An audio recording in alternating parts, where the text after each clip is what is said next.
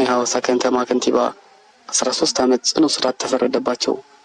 የሐዋሳ ከተማ ከፍተኛ ፍርድ ቤት ባሳለፍነው ሳምንት በሁለት ክሶች ጥፋተኛ የተባሉት የቀድሞ ሐዋሳ ከተማ ከንቲባ ረዳት ፕሮፌሰር ጸጋዬ ቱኬ ላይ 13 ዓመት ጽኑ እስራትና 21 ሺህ ብር የገንዘብ ቅጣት ፍርድ ማሳለፉን ለሐዋሳ ቤተሰብ አባል መረጃውን አድርሰዋል። ፍርድ ቤቱ ቀድሞ ከንቲባ ካቀረቡት 8 ቅጣት ማቅለያዎችን 4ቱን ለመቀበል እና 4ቱን ውድቅ በማድረግ ነው የ13 ዓመት ጽኑ እስራትን የተፈረደባቸው።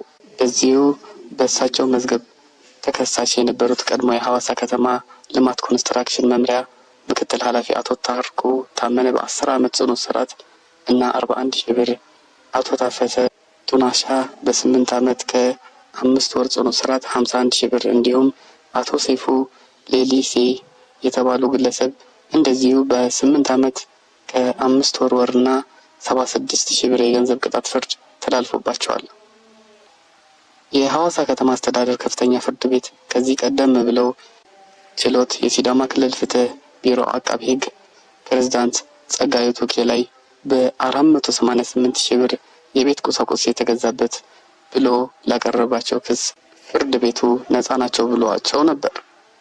ነገር ግን ስልጣንን ያላግባብ በመገልገል በአጠቃላይ 97 ሚሊዮን 88,935 ብር ያላግባብ እንዲባክን አድርጓል በሚል በክልሉ ዋና ኦዲት መስሪያ ቤት ግኝት መነሻ የቀረበባቸውን ክስ በኦዲት እና በሰው ማስረጃ ማረጋገጡን በመግለጽ በተጨማሪ ያልተገባ ጥቅም የማግኘት ወንጀል ክስ ቀርቦባቸው የጥፋተኝነት ውሳኔ አስተላልፎ ነበር።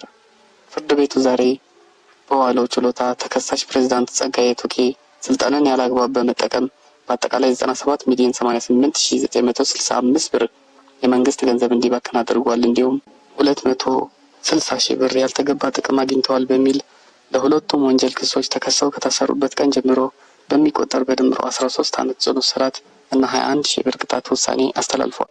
በተመሳሳይ አቶ ታሪኩ ታመነ፣ አቶ ታፈሰ ቱናሻ፣ አቶ ተሰማ ዳንጉሺ እና አቶ ሰይፉ ዴሊሳ የመንግስትን ስራ በማይመች መንገድ በመምራት በሙስና እንዲሁም በሌሎች ክሶች የጥፋተኝነት ውሳኔ ተላልፎባቸው የነበረ ሲሆን ለቀረበባቸው ክስ የቅጣት ውሳኔ ማዝለቂያ እንዲደረግላቸው ያቀረቡት ዝርዝር ምክንያቶች መካከል ተቀባይነት ያገኙትን እንመልከት።